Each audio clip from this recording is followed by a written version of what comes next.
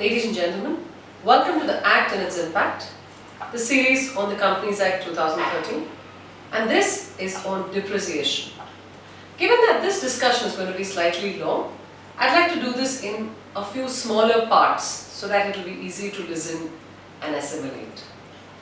So what are the key changes of depreciation in Companies Act 2013 vis-a-vis 1956?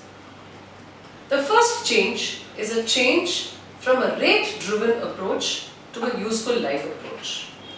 But finally it all translates down to number of years. If you take the rate under the previous Companies Act, for example, general plant and machinery was 4.75% SLM. Now how did somebody arrive at that rate? That was 100, which was the base cost, minus 5, which is the WDV, divided by 20 years. So it was 95 divided by 20, which was equal to 4.75. Now what does the new Act do? It changes this 20 years, which was the underlying parameter for 4.75, to 15 years. So the new Act has specified a useful life instead of a number of years, and companies are free to adopt whatever method they want, WDV or SLM, to arrive at their depreciation. Now the second important change in this Act is, unlike the previous Act where Schedule 14 rates were the minimum rates, this Act does not state these useful lives to be the minimum or the maximum. Now it merely states that if the company wants to use a useful life which is different from this Act, it can be done on the basis of a technical advice. Now speaking of technical advice, does it have to be independent? No. The Schedule 2 does not say it has to be independent. So your operations director of a company can certify a certain machinery to be 17 years instead of a Companies Act rate of 15 years. However, when there is a difference, or your operations director might even say this is only 12 years but not 15 years. But whenever there is a difference between the rate as adopted or the number of years as adopted by a company vis-a-vis the rate specified by the Companies Act 2013, the difference has to be disclosed in the financial statements. Auditors may note that if you're going to make a material departure, then it's well within your rights to ask for an independent technical opinion. The next change between the Companies Act 1956 and 2013 is that your assets less than 5,000 do not have to be written off in the year in which they are put to use, which was a requirement under the erstwhile Act.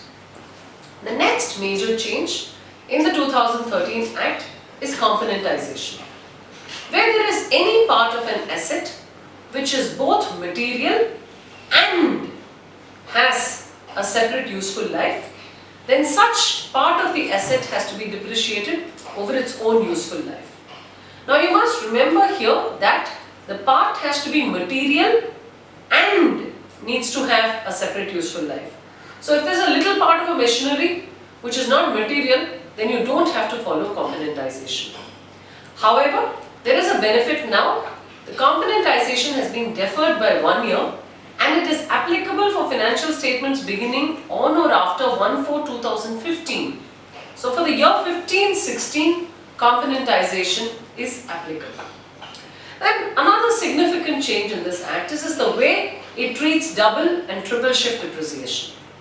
The previous Act had specified rates for double and triple shift depreciation, but this Act merely says that you have to work out the depreciation as a base case and increment it by 50% if an asset is working double shift and 100% if the asset is working triple shift.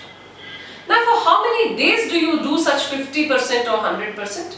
It is the number of days for which it is worked an extra shift divided by the total number of days the particular item of machinery has worked.